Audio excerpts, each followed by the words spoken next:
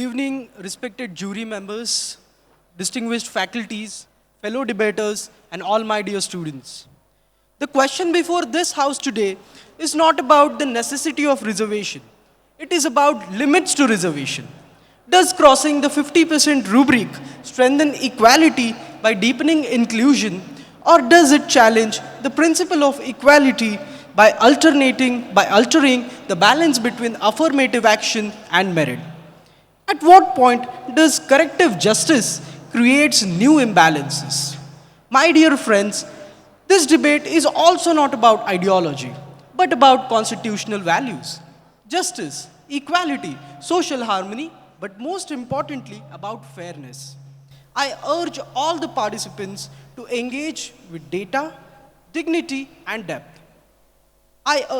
Let arguments be guided not by rhetoric but by reason, and not by emotion but by evidence.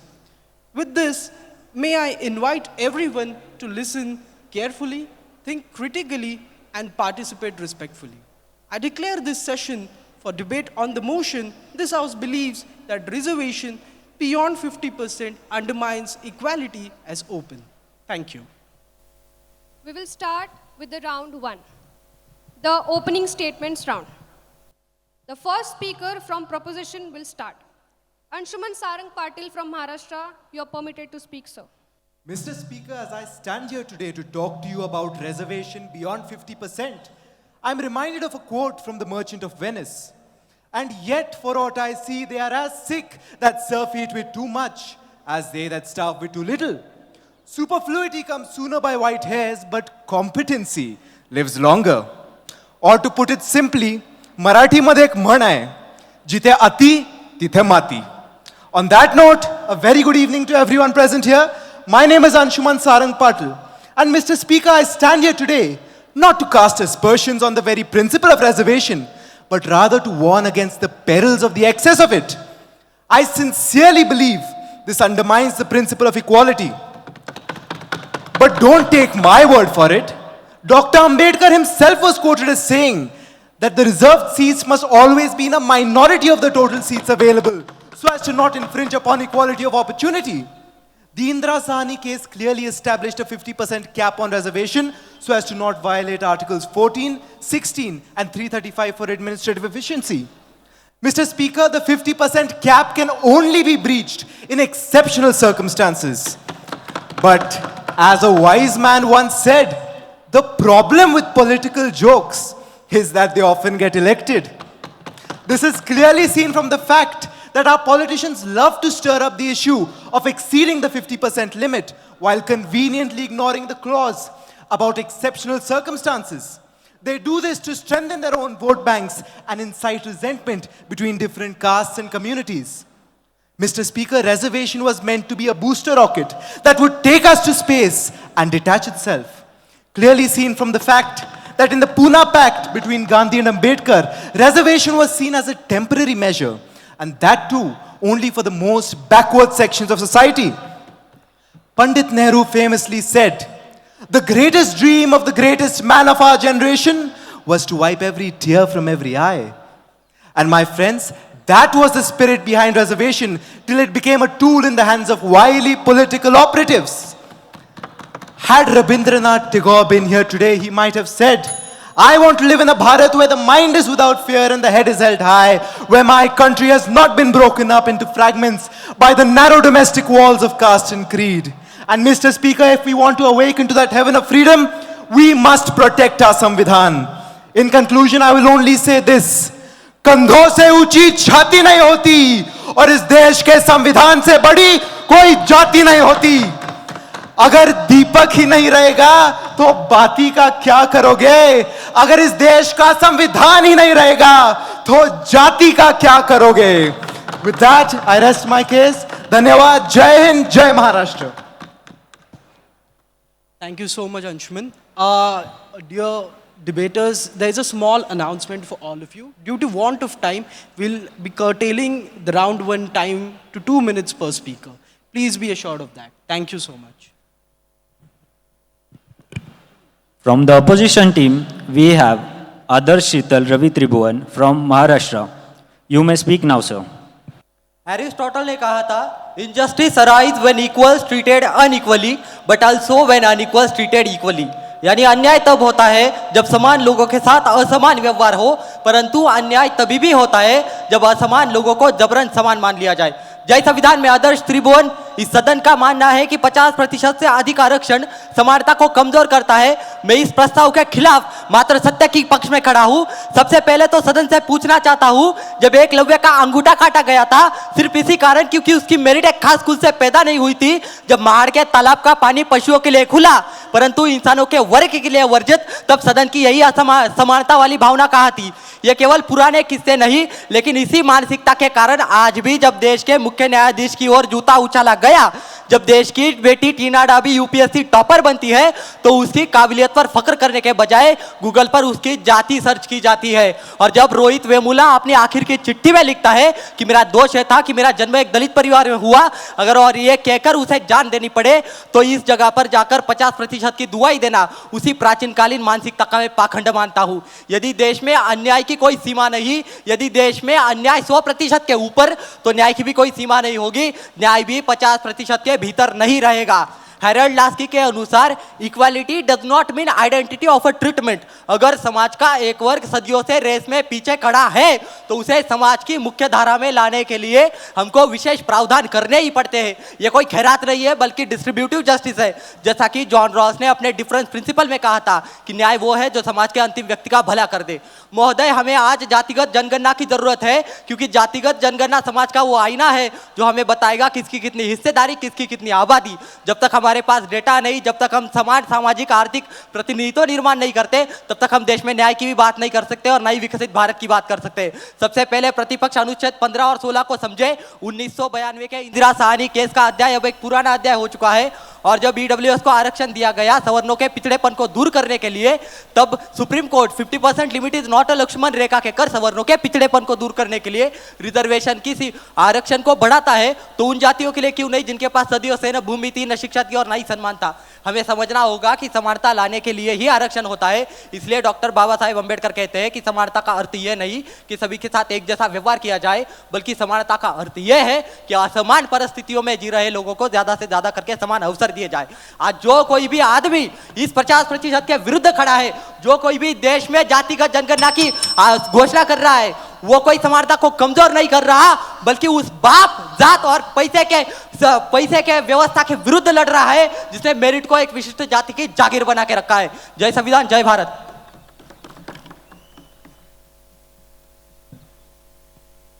The next speaker from proposition side is Arpit Gupta from Madhya Pradesh. You are permitted to speak, sir. माननीय अध्यक्ष महोदय, भारतीय छात्र संसद के मंच पर उपस्थित सभी माननीय उपस्थितियों को मैं सादर नमस्कार करता हूं। महोदय, जब रिजर्वेशन की बात की जाती है तो हमें सबसे पहले ये जानना होगा कि रिजर्वेशन भारत में क्यों लागू किया गया था। महोदय, भारत में रिजर्वेशन पीडीए समाज के लिए लागू किया गया था, जिसे हम पिछड़ा, दलित और आदिवासी समाज कहते हैं। महोदय, क्योंकि यह समाज के साथ ऐतिहासिक अन्याय किया गया और बहुत सालों तक उन्हें पीड़ित किया गया, इसलिए हमें इस भारत देश में रिजर्वेशन लाना पड़ा। परंतु 2019 में आर्टिकल अमेंडमेंट एक्ट के द्वारा 2023 में हमने चेंजेस लाए और बहुत सारे ईवीएस कानून को इंट्रोड्यूस किया गया और जिस वजह से जो आरक्षण है वो 7% से ज्यादा हो गया। महोदय, आज के समय पर बहुत राज्य में एक उदाहरण देना चाहूँगा कि तमिलनाडु का मैं उदाहरण देना चाहूँगा कि जहाँ 2011 में लिटरेसी रेट 80% थे, उस राज्य में 69% आरक्षण क्यों है? सिर्फ 31% ओपन कैटेगरी और जनरल कैटेगरी के लिए सिर्फ कंपटीशन के लिए जगह क्यों दी गई है? महोदय, मेरा ये मानना है कि जब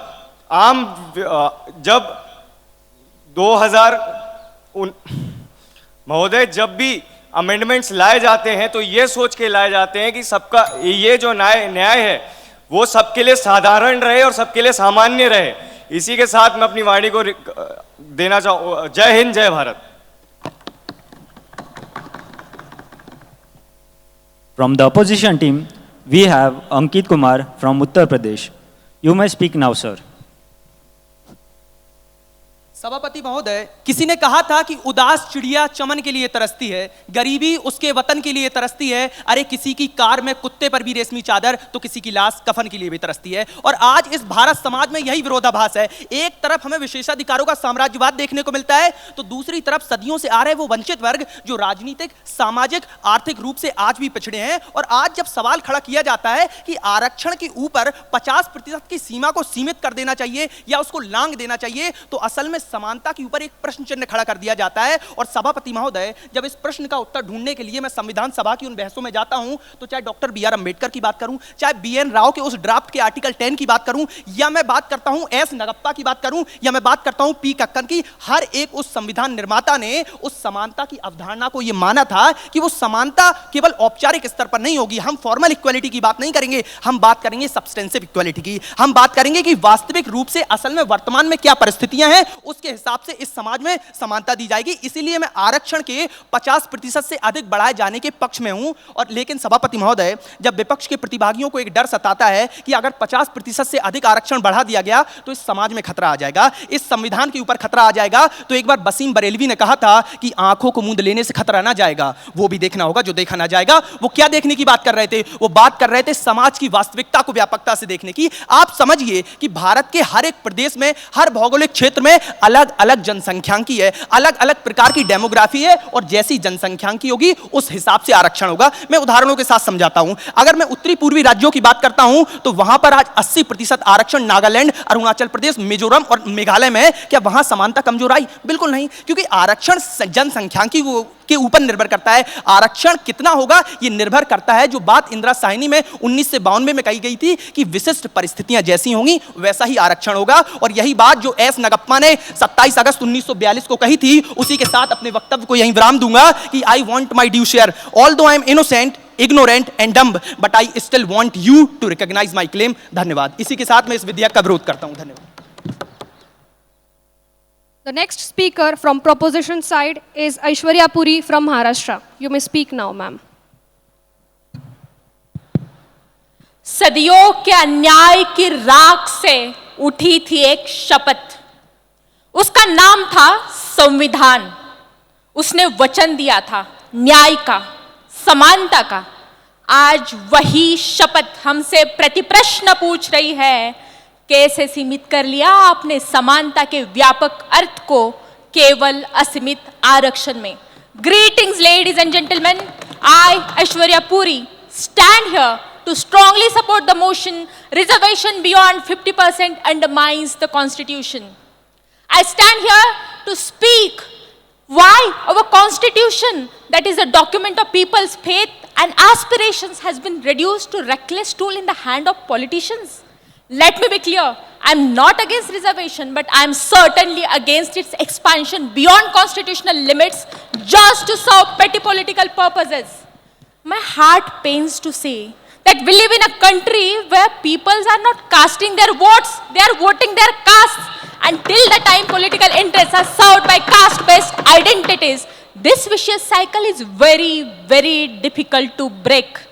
When the world is competing in the development race, we are busy competing in a victimhood race just to get small portion of that pie. May that be the debates over SC/ST subclassification or the dominant caste asking for reservation. What are we witnessing? We are witnessing a nation being sliced into more and more diluted caste identities.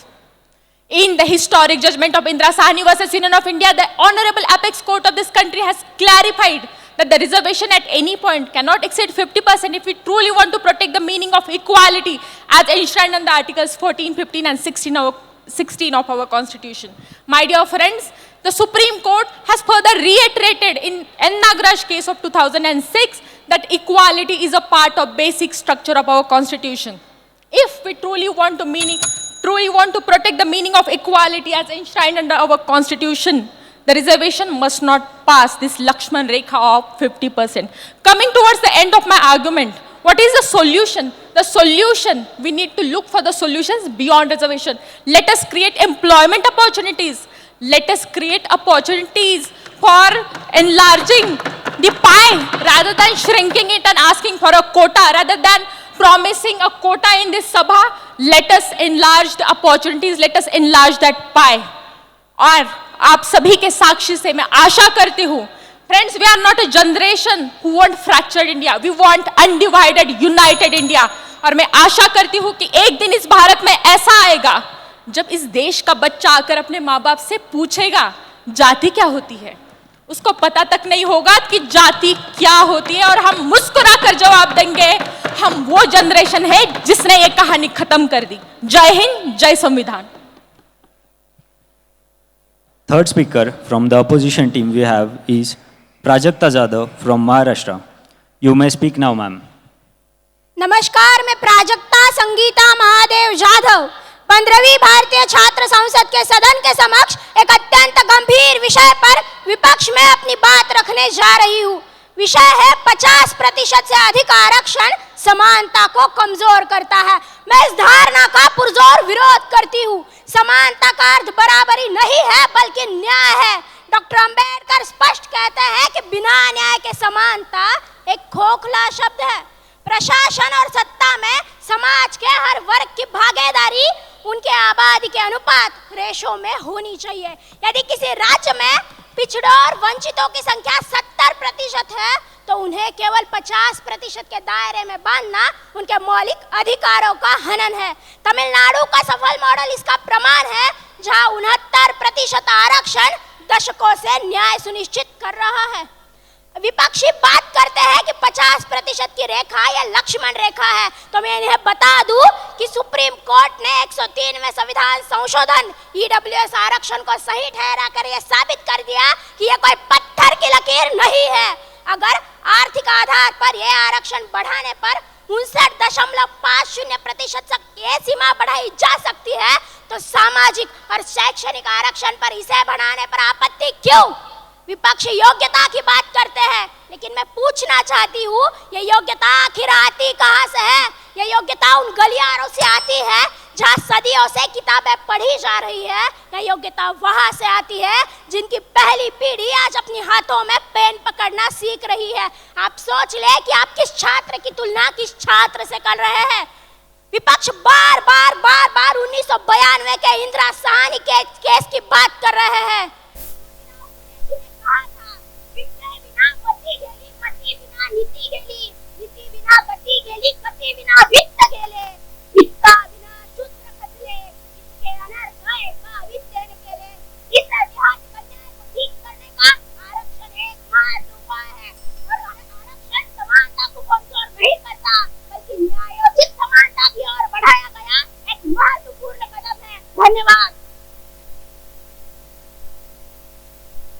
The next speaker from proposition side is Dattatreya Purohit from Rajasthan. You may speak now, sir. राई लो या पहाड़ लो राजा, मैं अभागा स्वर्ण हूँ, मेरा तिनका उखाड़ लो। नमस्कार, मेरा नाम दत्तात्रेय पुरोहित है और आज यहाँ मैं खड़ा हूँ विशेष मोशन के पक्ष। महोदय, संविधान का अनुच्छेद 14 समानता की बात करता है। ये स्पष्ट कहता है भारत का प्रत्येक नागरिक समान है। साथ ही संविधान का अनुच्छेद 15 और 16 का भाग 4 सरकारी शैक्षणिक संस्था तथा सरकारी नौकरियों में आरक्षण की बात है। क्या उन पिछड़े दलित आदिवासियों को जो शताब्दियों से पिछड़े हुए हैं उन्हें मुख्य धारा में लाने के लिए आरक्षण होना चाहिए? जी हाँ, इसे ही सामाजिक न्याय में अफर्मेटिव एक्शन कहा जाता है। पर जब ये अफर्मेटिव एक्शन आरक्षण 50% की सीमा को लांघ दे, राष्ट्रीय स्तर पर लगभग 60% हो जाए तथा कुछ राज्यों में 70% से भी अधिक हो जाए, तो ये आरक्षण अफर्मेटिव एक्शन नहीं, क्लियर डिस्क्रिमिनेशन है। महोदय, आज हम 2047 तक गांधी के, अंबेडकर के विकसित भारत का सपना देख रहे हैं और विकसित भारत के 4 प्रमुख स्तंभ है: सामाजिक न्याय, समानता, जाति रहित समाज तथा निरपेक्ष राज्य। परंतु यदि आरक्षण 70-80% हो जाएगा तो क्या हम एक जाति रहित समाज बन पाएंगे जिसमें आरक्षण ही जाति के आधार पर दिया जा रहा है? महोदय, हमें ये समझना होगा कि जब तक इस देश की समाज की मूलभूत भावना में जाती है तब तक हम जाति रहित समाज नहीं। महोदय, एक विशेष बात यह है कि यदि एक कोई व्यक्ति गांव से है, दूसरा व्यक्ति शहर से है, तो दोनों को समान अधिकार दिए जाते हैं, दोनों को समान आरक्षण दिए जाते हैं, पर दोनों के साथ हुए भेदभाव तथा सामाजिक प्रताड़ना में बहुत अंतर है। राजनीतिक दल अपनी अपनी वोट बैंक की राजनीति के लिए 1992 के जजमेंट की सीमा को लांघते हैं, अच्छा समाज में ध्रुवीकरण तथा तुष्टीकरण की राजनीति करते हैं। एक विकसित समाज के, एक विकसित राष्ट्र में ध्रुवीकरण नहीं होना चाहिए, तुष्टीकरण नहीं होना चाहिए, न जाति के आधार पर, न धर्म के आधार पर, और ना ही समाज ऐसे दो खेमों में बंटना चाहिए जिसमें ब्राह्मण और ऊपर उठता जाए और दलित नीचे बैठता जाए। जय हिंद, जय Bharat. From the opposition team, we have Mithun M from Karnataka. You may speak now, sir. Thank you, Chair. The question, the topic, does reservation beyond 50% undermines equality? Equality in India. How is India represented? How is my Bharat represented? Is it a homogeneous society? Definitely not. Know your Bharat. Bharat is a spectrum. Bharat is a heterogeneous society. Bharat is a Vibgayar. In such an heterogeneous society, how can you bring about the question of equal representation to everybody? My friend said about historical insignificances. Of course, let bygones be bygones, let past be past. But what about the societal reality of today? Isn't that my name is just a noun, but my surname is a weightage in India, even today. Mera naam hai Mithun. It's just a noun, it's just one noun, but my surname, it adds value. So in India, more than the name, surname gains the weightage. How do you compensate with that weightage? Is equal representation possible for everybody? A person who is studying, a student who is studying in Bangalore, Mumbai, Pune, and a student who is studying in the rural India, two different spectrums or two different polarization of India. You cannot give an equal weightage to the person who is representing rural India. Affordability, accessibility, quality education still lacks in India. What is the Human Development Index of India? Statistics mein baat karta main. My emotions ne nahi baat karta. 139 is the Human Development Index. How do you bring in Viksit Bharat? Just with third largest country? Gentlemen, my dear citizens, as long as caste persists in India, you can envision an India which is corruption-less, corruption-free, but a caste-less, caste-free India, you cannot even think of it. As long as caste persists and perpetuates, reservation is a necessary, not just for an opportunity to voice out. For me, who is the dominant caste, for an 100 rupees note to be represented, I definitely need coins which is of more than 100 times. Thank you. The last speaker from proposition side is Dikshit Roy from West Bengal. You may speak now, sir. जननी जन्मभूमिश्च स्वर्गादपि गरिष्यति। रामकृष्ण परमहंस और स्वामी विवेकानंद की भूमि से यह बालक आज आप सभी को सादर प्रणाम व्यतीत करता है। आज मैं इस विषय के समक्ष में, इस विषय के पक्ष में खड़ा हूं, क्योंकि सवाल अंकों पर नहीं, सवाल भारत पर किया गया है। सवाल भारत पर किया गया है, जिस भारत का सपना हम सब ने देखा था। एक ऐसा भारत जहां परिचय, प्रतिभा और कर्म से मापी जाए, ना कि जन्म या जाति से। संविधान की आत्मा है समानता, और इस समानता को केवल किताबों पे रखकर नहीं, हम सबकी सांसों में बहाना चाहिए। अनुच्छेद 14, 15 और 16 हमें इसी समानता का अधिकार देता है और हमें आरक्षण के उद्देश्य को समझना सिखाता है। आज अगर भारत में 50% से अधिक आरक्षण दे दिया जाए तो वह एक नए सामाजिक विभाजन को जन्म देगा, और यह सामाजिक विभाजन केवल नौकरी के सूची तक सीमित नहीं रहेगा। यह सामाजिक विभाजन हमारे विचारों के द्वारा हमारे मस्तिष्क में घर करेगा, जिसके परिणाम स्वरूप प्रतिस्पर्धा को संघर्ष का रूप दिया जाएगा, और यह संघर्ष भारत की एकता, अखंडता और न्याय को नष्ट करेगी। आज मेरे विपक्षी मित्र जो ये कहते हैं कि 50% से अधिक आरक्षण न्याय है, मैं उन्हें बस इतना कहना चाहता हूं कि वोट बैंक की राजनीति से दाल चावल का लेन देन तो हम भूखे पेट रहकर भी सह लेंगे, परंतु इस देश के युवाओं के लाश से होकर जो आरक्षण का व्यापार किया जाएगा, भारत उसको सहने नहीं वाला। हाँ, मैं ये स्वीकार करता हूं कि पिछड़ी जातियों को अधिकार मिलना चाहिए। मैं आरक्षण के खिलाफ नहीं हूं, मैं आरक्षण के असंतुलित विस्तार के खिलाफ हूं, क्योंकि यह असंतुलित विस्तार उस दोधारी तलवार की प्रतीक है जिसके गलत इस्तेमाल से प्रयोग करने वाले की भी मृत्यु हो सकती है। परिणाम स्वरूप अगर रोहिणी कमेटी के रिपोर्ट को देखा जाए तो 90% आरक्षण के लाभों को केवल 25% जनजातियों में बांट दिया जाता है। अगर इस रिपोर्ट को माध्यम में रखा जाए तो हमें यह पता चलता है कि आंतरिक समस्याओं का समाधान किए बिना केवल आरक्षण के अंकों पर बात करना मूर्खता है, समाधान नहीं। अंत में मैं ये विराम देते हुए यह कहना चाहता हूं कि भारत की भूमि पर समानता क्या है? समान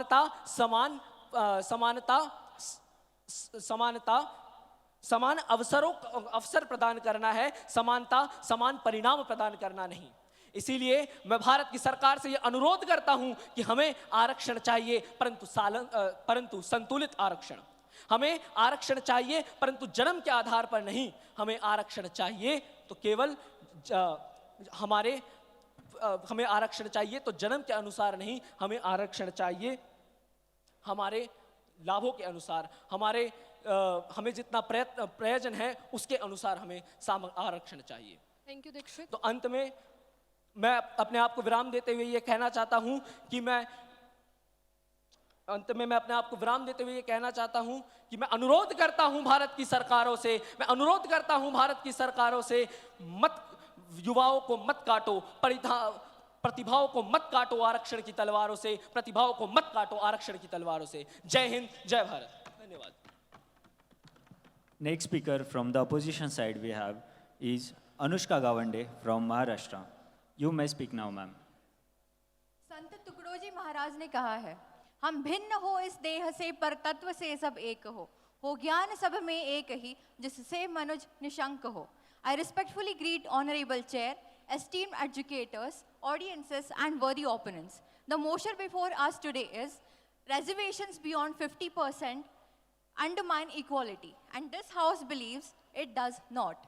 I rise to speak against the motion. Equality is not a pie. Equal rights for others does not mean fewer rights for you. Equality for marginalized communities does not take your rights away. And today, hence, I stand here to consider the Constitution of India as a living document and reservation as a key to social fairness and equity above personal liberation. Today, equality is a utopian concept, but caste still remains a reality. And equality needs to be a functional, moral, social, legal, economical goal. Mr. Speaker, today, the affirmative team might try to sell you the wrong definition of equality. Please do not buy it. For the only way to end discrimination is to address the oppression and talk about the talking about the real oppressed people. It is a utopian concept today because I'll give you a data. Today, still backward classes constitute more than 50% of population. Are we ignoring the demographic realities? We need substantive equality and they need formal equality, and that's not the solution. Constitutional reservations and this particular thing is a continuation of right to equality, and it does not undermine equality. It is not an exception to it. You quoted, sir, the lines of Rabindranath Tagore. I need my nation to not move towards a myopic society. I'll end with the lines itself. Let us not end up in a society that is broken into fragments by walls like caste and creed. Today, we stand for equality. Thank you. Thank you so much, ma'am. Participants, there's a small announcement. We'll have a curtailed round 2 of this debate session. Each participant will get only 1 minute. I request you to please be as concise as possible and stick within time limits. Thank you so much.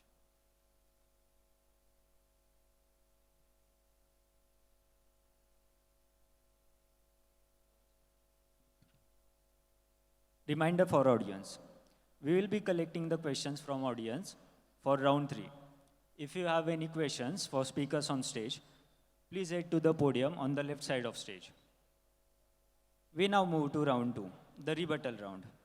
In this round, the chairperson will select 2 speakers from both sides, and the speakers will respond directly to the arguments presented by the opposite team.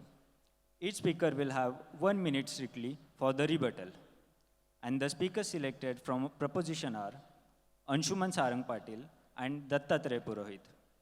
And from opposition team, speakers are Ankit Kumar and Anushka Gawande. We will start with the rebuttal from proposition side. Anshuman Sarang Patil, please present your rebuttal, sir.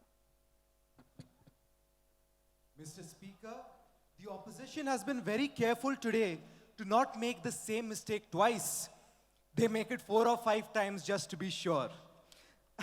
I sincerely believe that the opposition today has severely misrepresented and misunderstood the topic at hand today.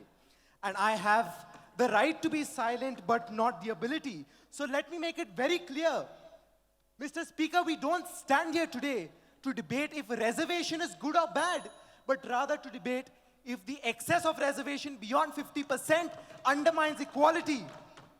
Mr. Speaker, the opposition conveniently ignores the fact that reservation has been an institution since the dawn of independence, but even today, the SCs, STs, and OBCs continue to be severely underrepresented in government jobs.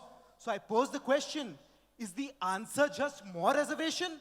Or more importantly, is simply more reservation enough? In conclusion, I will only say this. क्या प्रतिपक्ष इस भावना से सहमत है, इस नीति से सहमत है, जिस तरह सरकार पिछड़े वर्ग पर एहसान करती है, जिनकी आंखें छीन ली गई थी, उनको केवल चश्मा दान करती है? With that, I rest my case. धन्यवाद. जय हिंद. जय Maharashtra. From the opposition side, Ankit Kumar will rebuttal now. जी, आपका प्रश्न सुन के बहुत ही साधारण प्रश्न और साधारण रूप से उत्तर दूंगा। पहली बात आपने बात की है, इस देश में, इस समाज में हमें आरक्षण चाहिए, लेकिन आरक्षण 50% से अधिक नहीं होना चाहिए, जो हम समझ नहीं पा रहे हैं। मैं आपको समझाता हूं कैसे। पहली बात, इस देश में मैं नहीं कह रहा हूं कि आरक्षण हर प्रदेश में, हर भौगोलिक क्षेत्र में, हर जनसांख्यिकी में पूरी तरीके से एकदम अनिवार्य कर देना चाहिए। मैं कह रहा हूं आप विशिष्ट परिस्थितियां देखिए। आप देखिए, ये भारत समाज एक जैसा नहीं है। इसीलिए एक बार कहा था कि आप चूनर धानी धानी भूल जाते, आप परवा की रवानी भूल जाते। अरे 4 दिन गांव में रहकर देखते, आप सारी की सारी लंतरानी भूल जाते। आपको समझ आना चाहिए कि उत्तर के प्रदेश के राज्य अलग हैं, दक्षिण के अलग हैं, उत्तरी पूर्वी राज्य अलग हैं और पश्चिम के अलग हैं। आप पहले जनसंख्यांकी देखिए। इसलिए मेरे नेता पक्ष के नेता बात करते हैं कि हम जाति जनगणना कराएंगे, सांख्यिकी होगी, डेमोग्राफी होगी, उसके हिसाब से हम आरक्षण बढ़ाएंगे। हम अनिवार्य रूप से नहीं कह रहे हैं कि हर प्रदेश में 50% से अधिक आरक्षण कर देना चाहिए। आप तथ्यों को देखिए, सर्वे को देखिए, उसके हिसाब से कीजिए। धन्यवाद। The second speaker from proposition side is Dattatreya Purohit. You may speak now. महोदय, हमने इस दौर के अंजाम निराले देखे हैं, फैसले कत्ल के कातिलों के हवाले देखे हैं। महोदय, ये बहुत दुखद है कि प्रतिपक्ष यह नहीं समझ पा रहा है कि आरक्षण का मूलभूत सिद्धांत क्या है। प्रतिपक्ष से एक व्यक्ति ने कहा कि दलितों और पीड़ों के पास केवल 70% आरक्षण है 50% आबादी के साथ। उन्हें यह समझ ही नहीं आता कि वर्टिकल आरक्षण अलग चीज है, हॉरिजॉन्टल आरक्षण अलग चीज है। दलित और पिछड़ा व्यक्ति भी ओपन कैटेगरी में फाइट कर सकता है। यह बहुत दुखद है। मेरा सजेशन है इन सभी लोगों को, पढ़ाई लिखाई कीजिए, थोड़े तर्क लेकर आइए। केवल रेटोरिक्स बातों से कुछ नहीं होगा। आगे एक महोदय ने कहा कि सरनेम और कास्ट जो है वो समाज की एक धारा है, लेकिन अगर आप रिजर्वेशन बढ़ा देंगे तो सरनेम और कास्ट तो मूलभूत सिद्धांत बन जाएगी, उसकी आइडेंटिटी बन जाएगी। अगर आप रिजर्वेशन बढ़ाते रहेंगे तो आप कास्ट और कास्टलेस सोसाइटी की तरफ कैसे जाएंगे? थर्ड सर, मैं कहना चाहता हूं कि इन्होंने कहा कि न्याय 50% तक सीमित है। न्याय 50% तक नहीं सीमित है, आरक्षण 50% तक सीमित है। न्याय इस देश के संविधान में 100% है। प्रत्येक व्यक्ति को, दलितों को, पिछड़ों को 200% है समाज की मुख्य धारा में लाने के लिए। अंत में एक लाइन से समाप्त करूंगा कि एक देश, एक खून, एक राष्ट्र, कैसा है ये मेल? इंसान को इंसान से काट रहा है राजनीति का ये खेल। जय हिंद, जय Bharat. Anushka Gawande from the opposition side will speak now. Mr. Speaker, the opposition team thinks that they are protecting equality, but instead they are delaying the inevitable. We are looking at the forest, they are looking at trees. They want formal equality, we want substantive equality, and that's equity. And that's where you're confused, sir. Your Merchant of Venice quote reminds me of a very powerful, powerful plea by Shylock. If you prick us, do we not bleed? And that's where he stands for equality between the Christians and Jews in that context. Indra Sone case, I'm sorry, sir, but today it is irrelevant in today's ever-changing, evolving social political context. Vote bank politics, you talk about it. What about the people who are still struggling to practice political will in this modern India? How are we talking about Viksit Bharat today? Blame not the principle, for it stands for equality and equity. It is not a tool of populism, ma'am. I'll instead say it is a social instrument for justice meant for people. Equality is giving everyone a shoe, but equity is giving everyone a shoe that they fit in. Thank you. We will go for the round 3, the questionnaire round.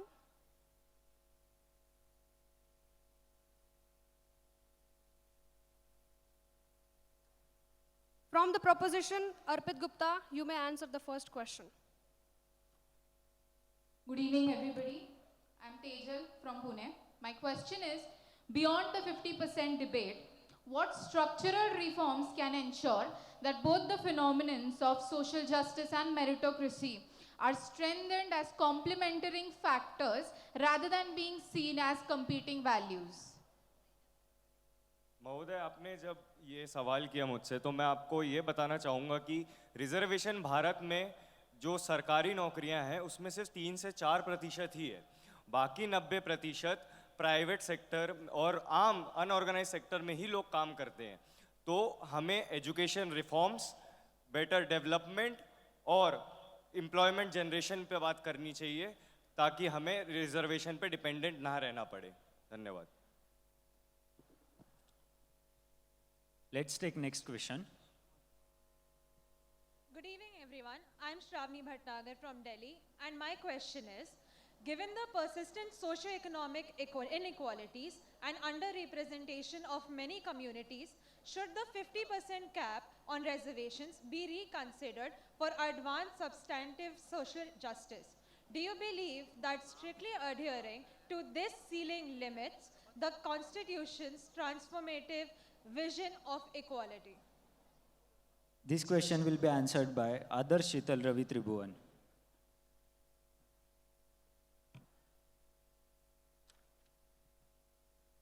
देखिए, सबसे पहले तो आपका question जो है ना वो conformation बायस है।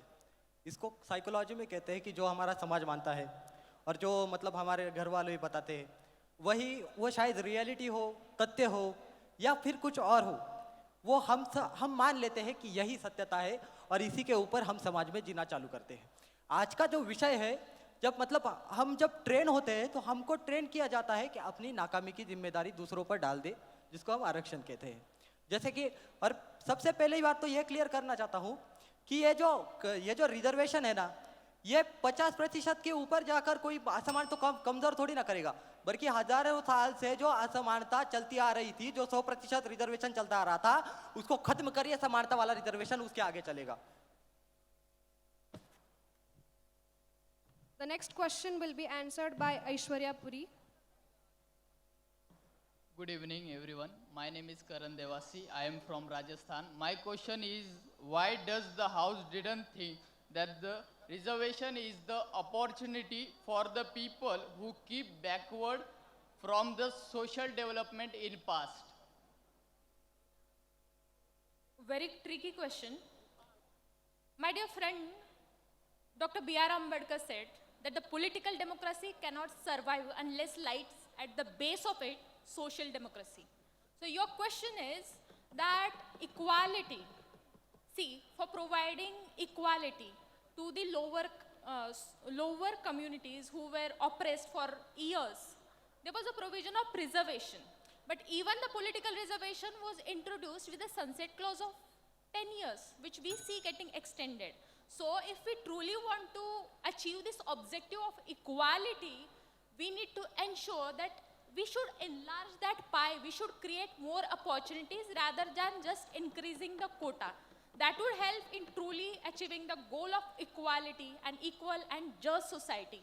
Even Pandit Nehru said equality is not a check which is paid on the bank's convenience.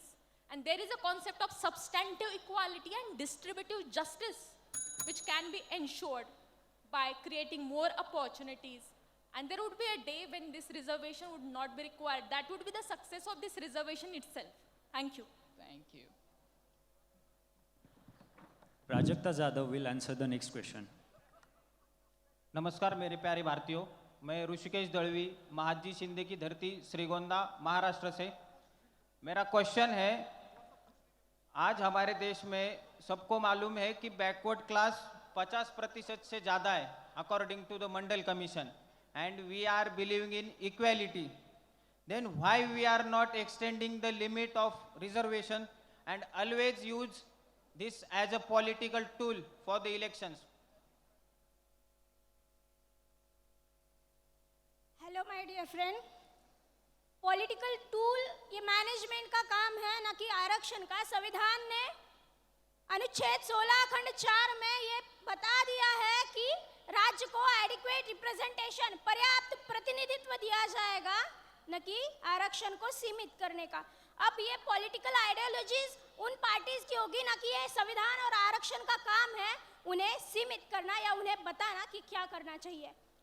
मैं आपको आरक्षण का जो मूल उद्देश्य है वो समझाना चाहूंगी। अगर एक ऊंचा कद का आदमी और एक छोटा कद का आदमी दोनों को एक समान मेज देना समानता है, लेकिन छोटे कद के आदमी को ऊंचा स्टूल देना ताकि वो देख सके न्याय है, और इसी न्याय की जरूरत हमें है जो हमारे संविधान ने दी गई है। धन्यवाद। Okay, thank you. The next question will be answered by Dikshit Roy. माननीय सभापति महोदय, मैं कुलदीप सिंह राजावत पारुल यूनिवर्सिटी का छात्र होने के नाते आपसे आपके द्वारा इनसे एक सवाल करना चाहता हूं कि जब आरक्षण को 50% से ज़्यादा बढ़ा दिया जाएगा तो जो जाति मुक्त भारत का लक्ष्य है, एवं मैं ये इनको बताना चाहता हूं और इनसे वही सवाल करना चाहता हूं कि आरक्षण एक अपवाद है, नियम नहीं। अगर अपवाद ही नियम बन जाएगा तो इस देश का क्या होगा और आप इस भारत देश को कहां देखना चाहते हैं?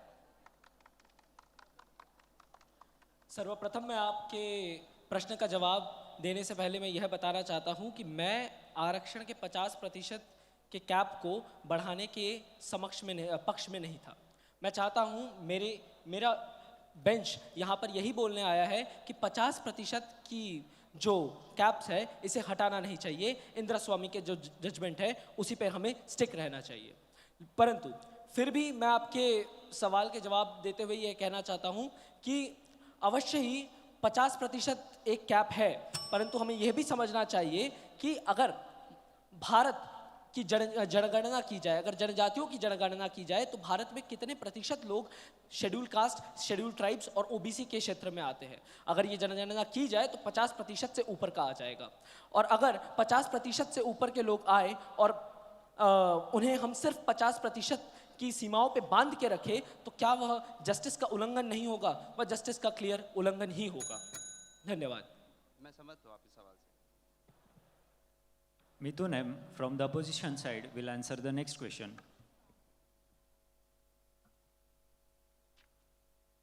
Good evening, everyone. Good evening, everyone. My name is Praneet Shukla, and I am from Bhopal, Madhya Pradesh.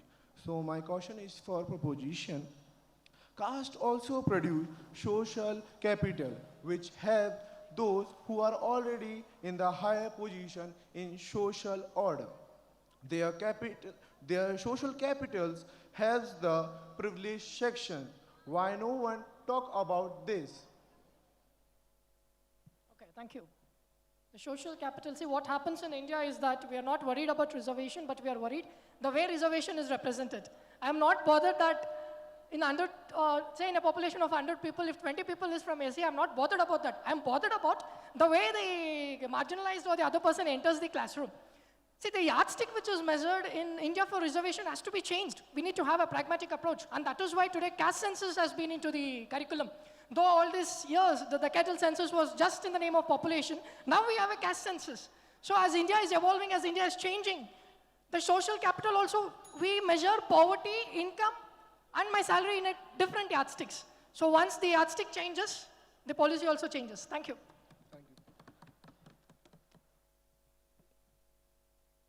Friends, as we conclude this debate, I must commend both the proposition as well as the opposition for the intellectual maturity and constitutional sensitivity they have demonstrated. The proposition cautioned us against constitutional and institutional overreach, while the opposition has reminded us that equality cannot be measured in abstraction but must be understood through lived realities. Both sides strengthened their case with data, reference to constitutional amendments, and landmark judgments such as Indira Sahni case of 1992. Democracy, friends, thrives when we conduct difficult debates with constitutional discipline. Today's debate reflected exactly that spirit. There was disagreement, but not disrespect. Conviction, but not hostility. As session chair, I leave you with this thought. Equality is not a static destination. It is a continuous constitutional conversation. And today, each one of you contributed meaningfully to that conversation. Thank you to all my participants, our jury members, moderators, and the technical team. This session now stands concluded. Thank you so much.